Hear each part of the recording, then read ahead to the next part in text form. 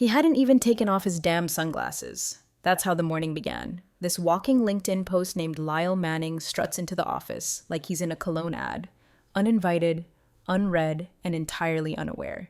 He doesn't say hello, doesn't knock, doesn't even glance at the framed timeline of federal milestones on the wall.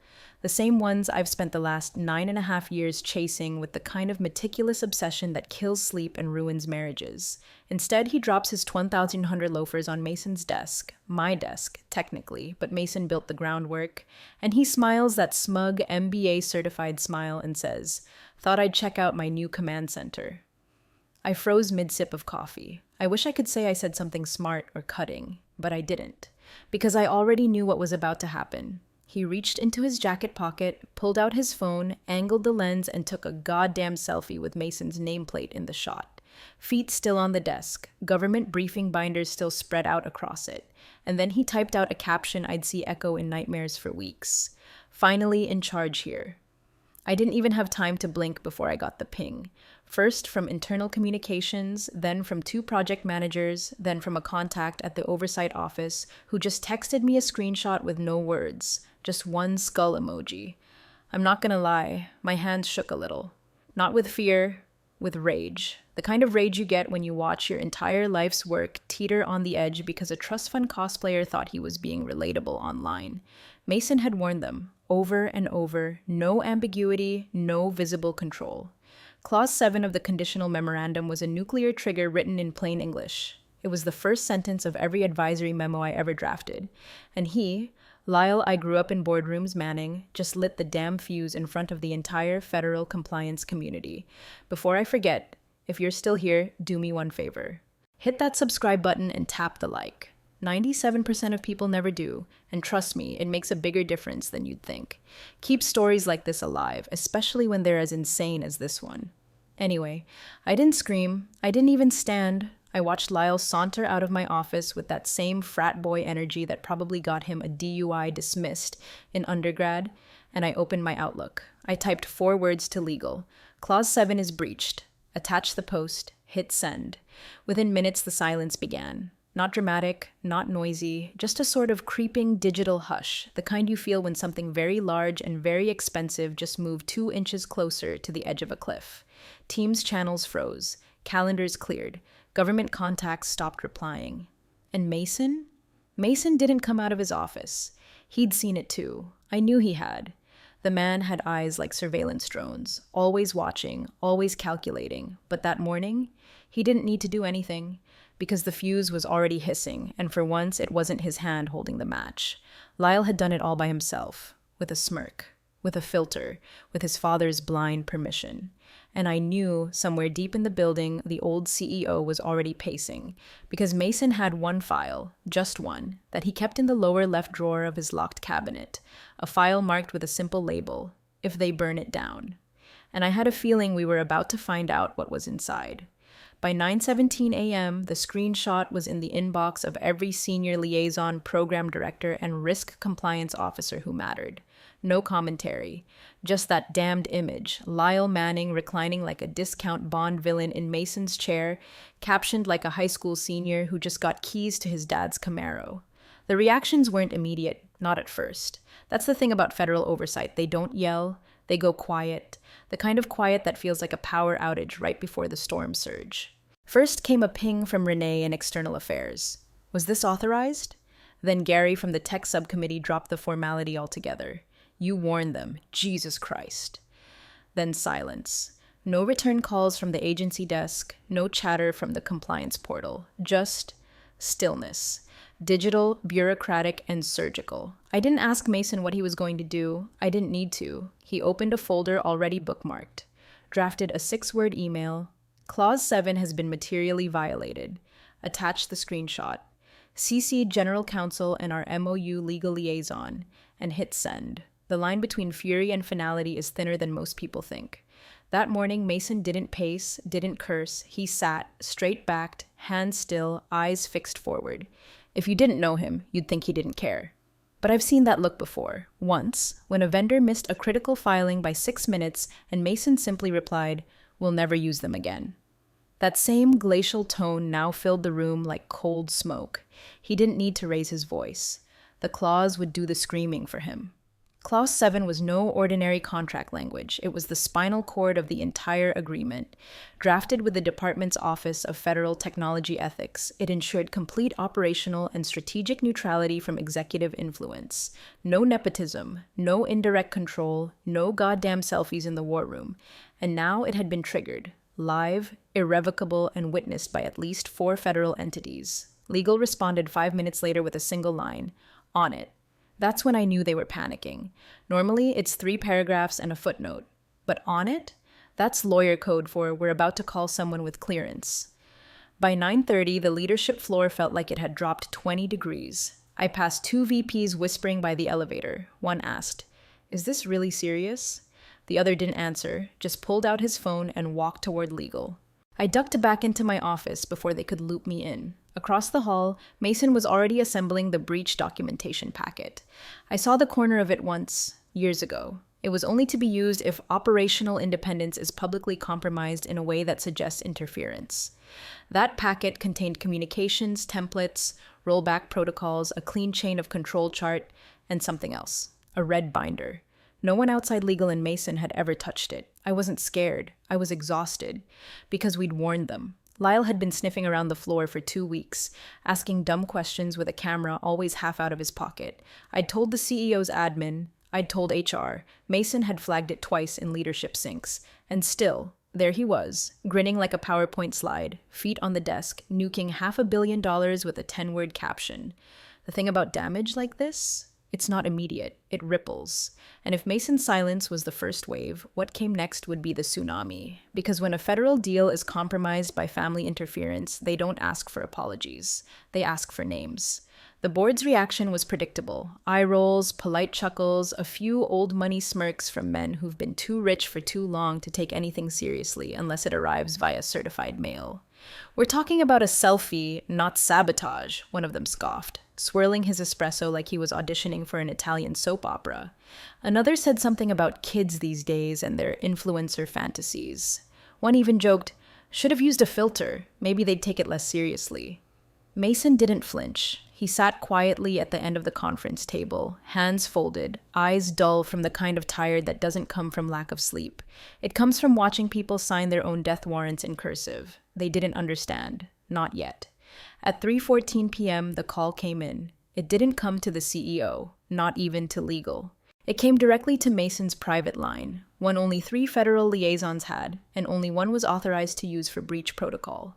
The voice on the other end was flat, efficient, and cold. "We need to revisit eligibility criteria under the terms of Clause 7, effective immediately. No outrage, no threat, just the tone of someone who's already started writing the exit report."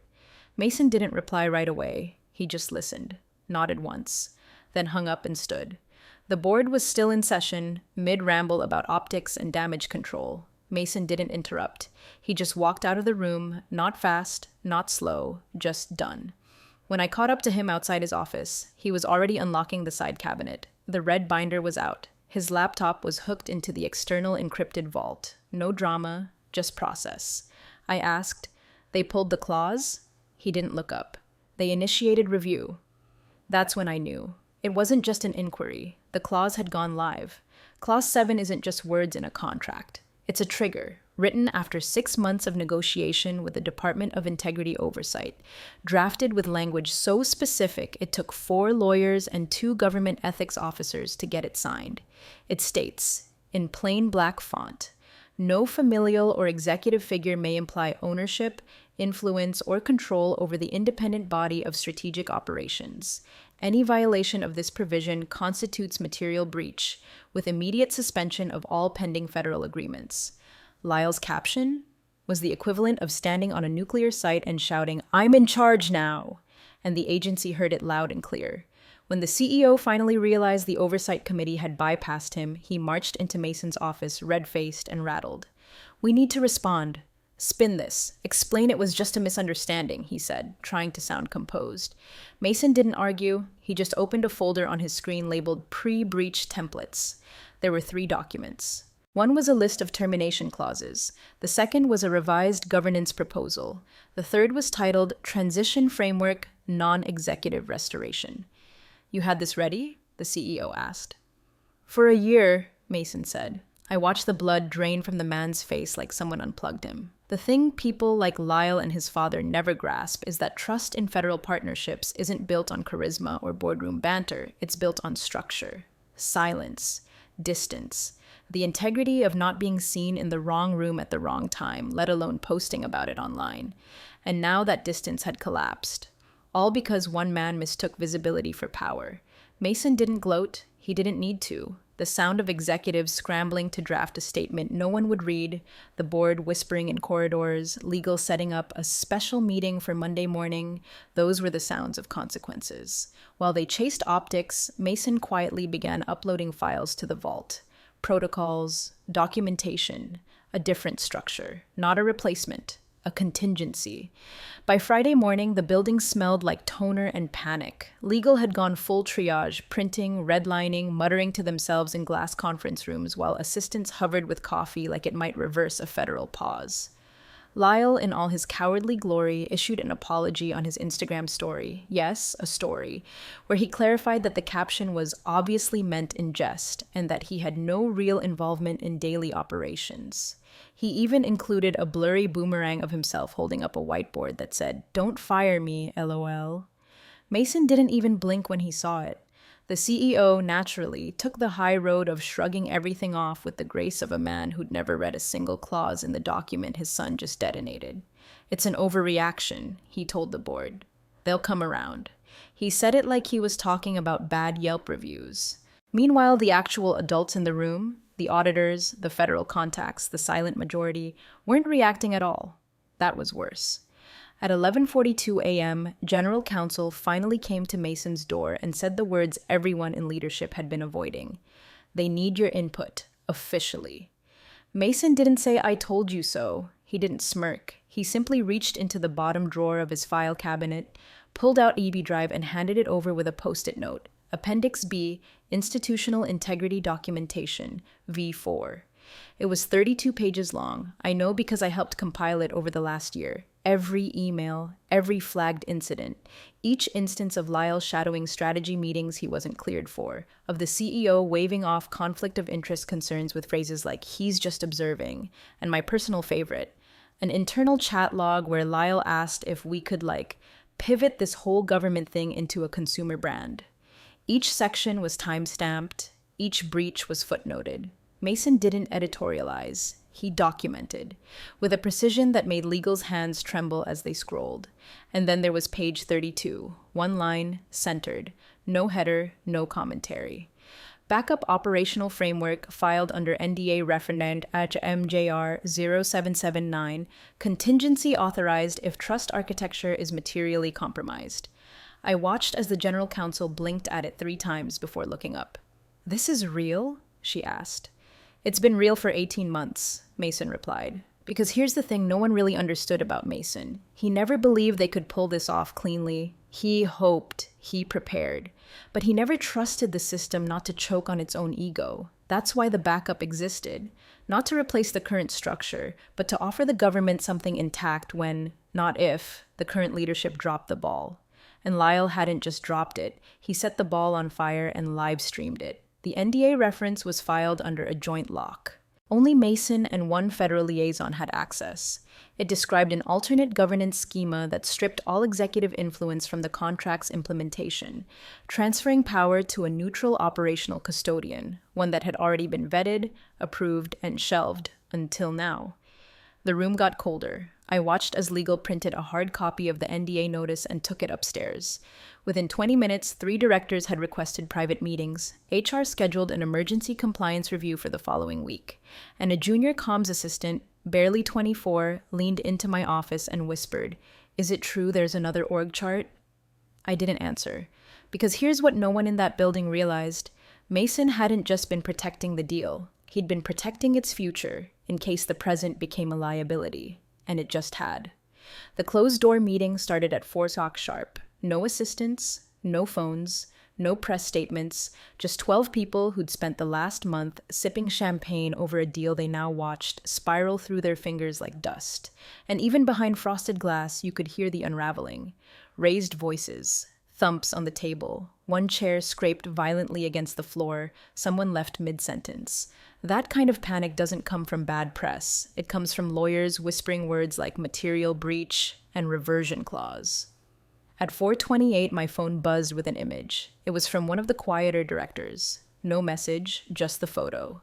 The CEO hunched over the conference table, tie askew, hairline soaked, mid-yell at someone just out of frame. You could almost hear the desperation through the pixels. A few minutes later, the official memo arrived. It didn't bother with ceremony. From Federal Oversight Committee. Subject: suspension of contractual negotiation due to direct violation of Clause 7 and the resulting breach of operational independence. The $480 million contract will be paused pending a structural review of leadership alignment and ethical governance. Affected parties will be contacted individually. There were no questions anymore, only consequences. The CEO didn't emerge from that room for another hour. When he did, he looked like a man who'd aged 10 years in 60 minutes.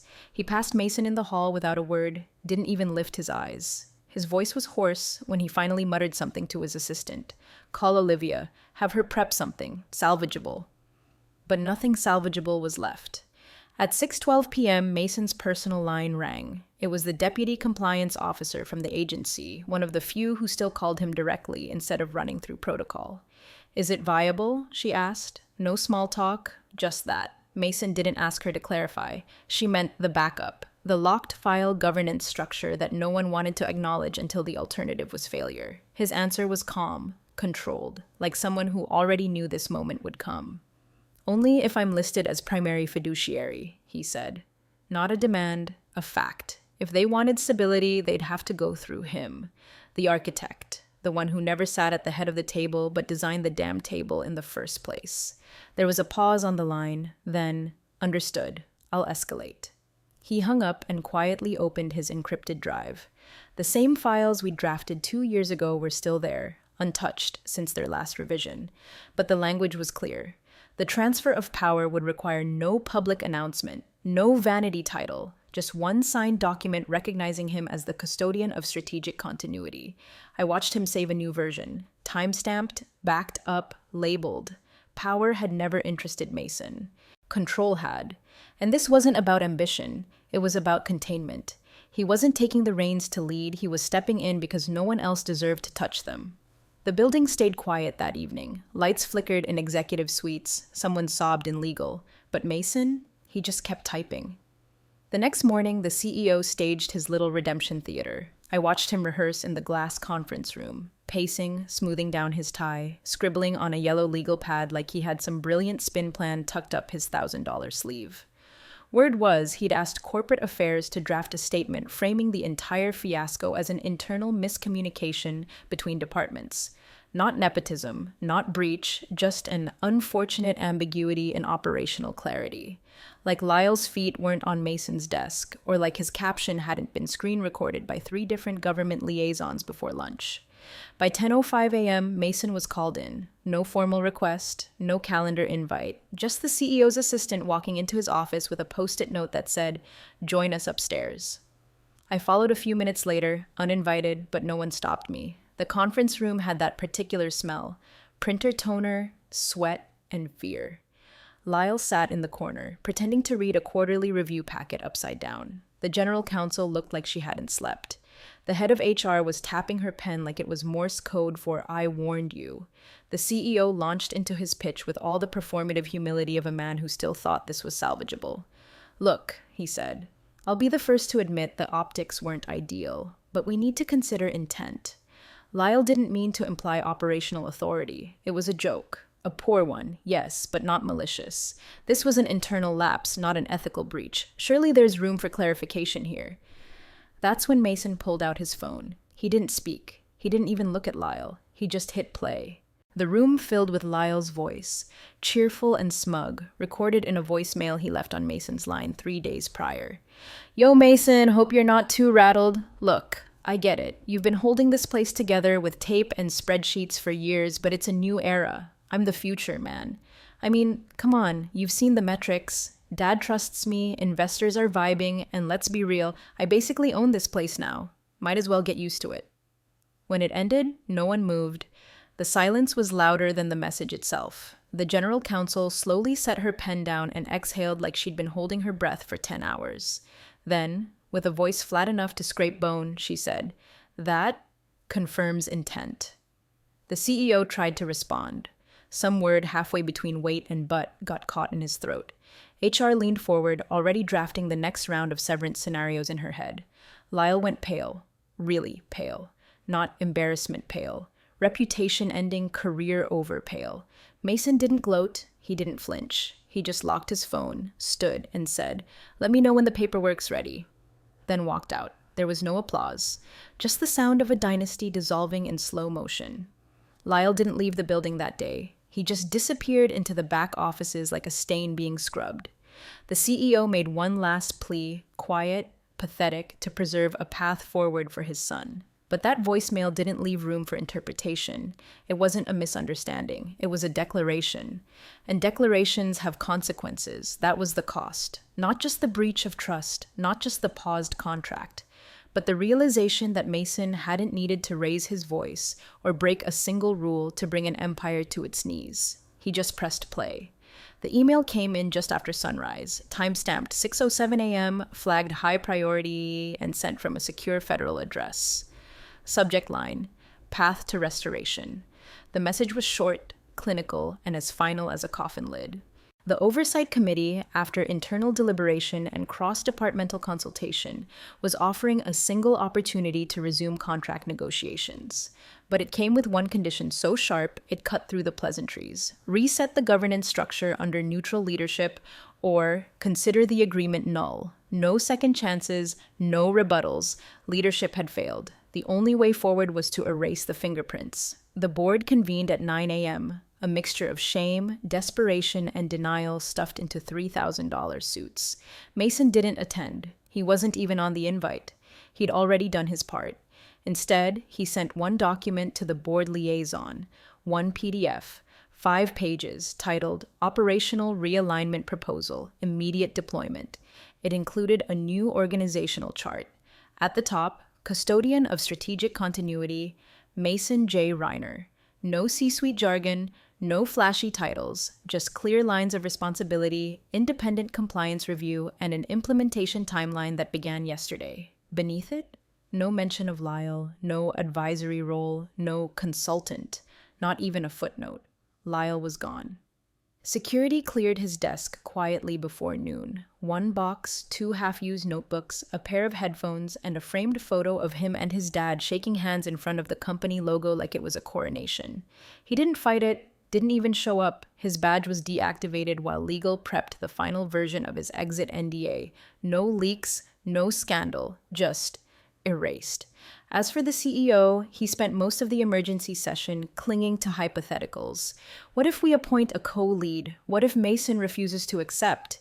The answers were already on the table. The board knew it. The agency knew it. Hell, even his own allies knew it. They were cornered by a signature they hadn't even seen yet.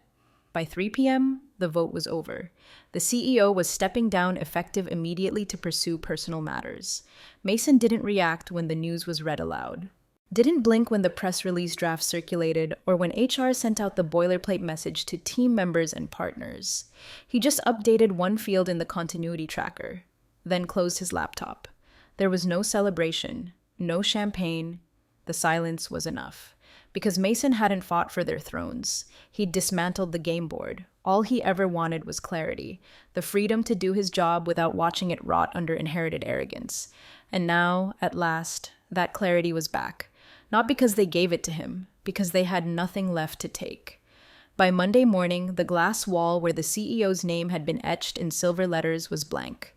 Just a faint smudge where the adhesive once held authority. The announcement dropped at 7:01 a.m., a 3-line press release buried in the 3rd slot of the internal bulletin. Effective immediately, James Manning has stepped down from his role as Chief Executive Officer to focus on personal matters. We thank him for his service and leadership over the past 7 years. No ceremony, no farewell lunch, just a quiet erasure. 15 minutes later, Lyle's LinkedIn account disappeared. Then his Instagram, then Twitter. The last thing anyone saw was a now-deleted story where he typed "lesson learned" over a boomerang of an empty whiskey glass. One of the interns said he saw him the night before at a downtown bar, drunk and trying to explain Clause 7 to a bartender who didn't care. It didn't matter anymore. At 8:42 a.m., a memo from the board was circulated to key staff and agency contacts, naming Mason J. Reiner as custodian of strategic continuity effective for the duration of the compliance restructuring phase. It wasn't flashy. It didn't even come with a new office. Just a line of authority, signed and sealed, giving him what he needed. Final say. Not over the whole company, just over the part that mattered. The federal agency responded by 11:03 a.m. with a simple reply. Acknowledged. Governance reset deemed satisfactory. Contract viability to resume pending signature from custodian. Mason didn't hesitate. He printed the agreement, reviewed each line with the precision of someone who'd already memorized them, and signed it without fanfare. I watched his hand, steady as ever, slide the pen across the page. No flourish, no hesitation. We scanned it, sent it back. 5 minutes later, confirmation arrived. The contract, paused, gutted, and written off just days earlier, was live again, and this time his name was at the bottom. A final email came in late that evening, quietly forwarded from our liaison at the federal office. It wasn't addressed to anyone in particular, just a brief note at the end of an internal thread. Clause 7, triggered, integrity preserved, proceed. No thanks, no backpats, just a rare acknowledgement that something had gone terribly wrong and had been righted. Mason didn't react, he didn't stand, he didn't even close his laptop, just stared for a long moment at the screen, reading those 3 lines again like scripture. I sat across from him in the dim light of a half-empty office floor, surrounded by silent phones and cooling monitors. "This what you wanted?" I asked. He didn't smile, just nodded once. "It's what was needed." And that was enough. The conference room was too bright. Those awful LED panels hummed overhead, casting that corporate white glow across polished glass and untouched pastries. The flags were positioned perfectly behind the podium. A government liaison cleared his throat 3 times before saying a word. Nobody looked at Mason. Not really. He wasn't seated at the table. He didn't need to be. He was at the edge, near the glass wall, half in shadow, watching. 2 months had passed since the breach, enough time for the press to forget, for the agency to finalize paperwork, for the board to quietly reorient without publicly admitting a single ounce of failure. The new spokesperson stood confidently at the mic, walking through the partnership with just the right amount of patriotic boilerplate. Innovation. Transparency. Ethical leadership.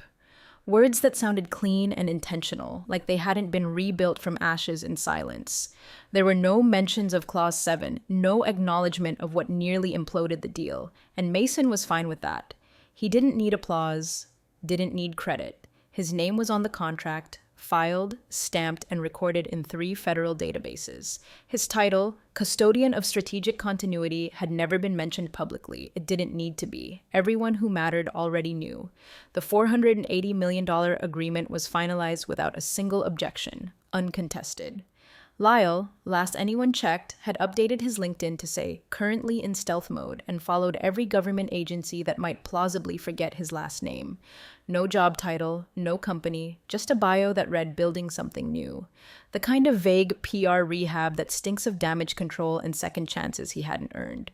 His father, the former CEO, hadn't been seen in weeks. Word was he'd taken a long-term lease in Asheville. Someone in HR said he was advising startups now, which in corporate speak usually means trying not to look disgraced. But Mason? He still came in early, still brewed the first pot of coffee, still walked the floor at 7 a.m. while the rest of the office was dark. He didn't redecorate, didn't move to the executive wing. All he changed was the way he signed his name, sometimes with a small line beneath it, a reminder of what had been restored. When the ceremony ended, no one approached him. They knew better. A few nodded from a distance. One director mouthed a quiet thank you before disappearing into the crowd. He didn't respond, just gathered his notes, tucked them into a leather folder, and made his way to the elevator. I caught up to him just before the doors closed. "Feels like it's over," I said. Mason didn't answer right away, just stared ahead, face unreadable, hands steady. Then, as the doors closed, he muttered more to himself than anyone else. Sometimes the loudest man in the room hands you the detonator. All you have to do is forward the evidence.